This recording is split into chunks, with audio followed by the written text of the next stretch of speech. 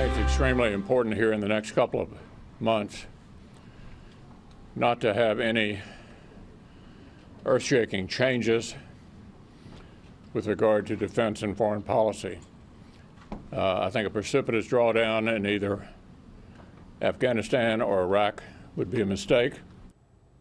Senate Majority Leader Mitch McConnell this week saying that it would be a mistake to pull troops from Afghanistan or Iraq, and urging the Trump administration not to make any major defense or foreign policy changes in the coming weeks. McConnell's comments came as Acting Defense Secretary Christopher Miller announced that the president had ordered the Pentagon to reduce U.S. troops in Afghanistan and Iraq, with the Defense Department set to cut the number of forces in Afghanistan from 4,500 to 2,500 and the number in Iraq from 3,000 to 2,500, both by January 15. Cliff May is founder and president of the Foundation for Defense of Democracies. So, Cliff, as you look at the announcement by the Pentagon, is there anything to this in terms of the rationale other than meeting a political deadline of January 20th, the president's departure, likely departure? I fear not. Paul, in Afghanistan, I think President Trump has had policies in place that have been actually highly successful, and I only wish he had been making that case more forcefully. What we currently have in place, the 4,500 you mentioned, is an economy of force deployment. It's a small, elite military force defending America's national interests in that country. Keep in mind, in the past, we've had up to 100,000 troops, not under Trump, but under previous administrations in Afghanistan. Down to 4,500, that means what can they do? They can enable local and international forces.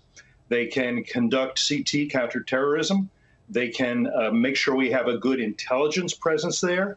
They can also do force protection. They have to do that for themselves. They can do that with 4,500, according to the military people I speak with. With 2,500, they probably can't. They probably can't do anything other than force protection.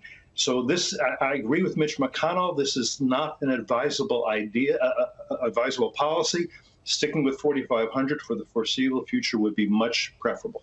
Well, so a lot of our viewers are going to say, come on, Mr. May, come on, Mr. Gigot. We've been there 20 years, okay? Why do we still have to stay there at all with 2,500, 4,500, or 5? Explain that. Okay. Well, first, I would remind people that we're still in Germany, Italy, we're still in South Korea, we're still in the Gulf. A lot of places we have our military forward deployed where they can do the most good in terms of intelligence, or if they're needed. You can't do all the kinds of things I've just described working out of Fort Bragg. And the last thing you want to do right now is get back to where we were on September 10th, 2011, because on September 10th, 2011, you had al-Qaeda plotting against us in safety and security and comfort, and we did not have forces or intelligence that could either monitor what they were up to or do anything about it. If we go back to that, that's what's going to happen. It's very important to understand al-Qaeda still exists.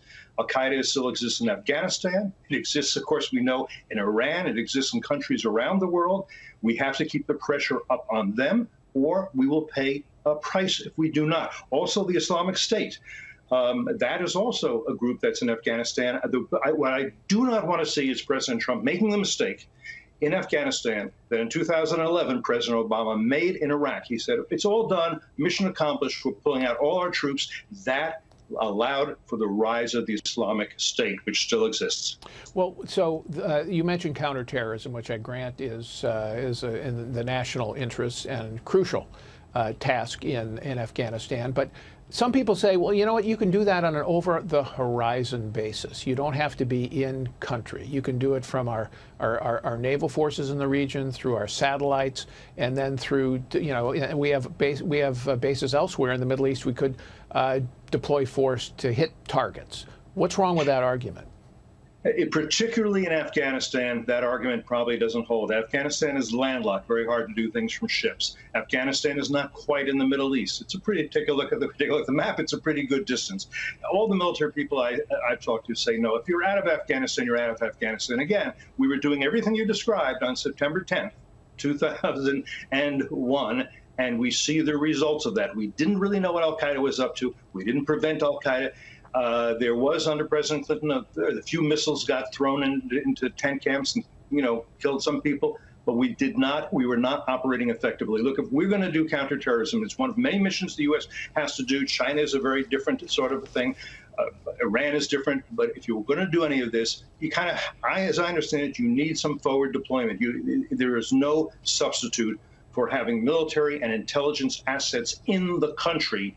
And you can't do that from a ship, and you can't do that from a base in, Kuwait or Bahrain or somewhere. And I guess the nightmare scenario is if we did pull out everything, then the Taliban could make a play on Kabul, and we could end up with a real ugly outcome there. Cliff May, thanks for coming in. Appreciate it. Thank you. We have to take one more break. When we come back, hits and misses of the week.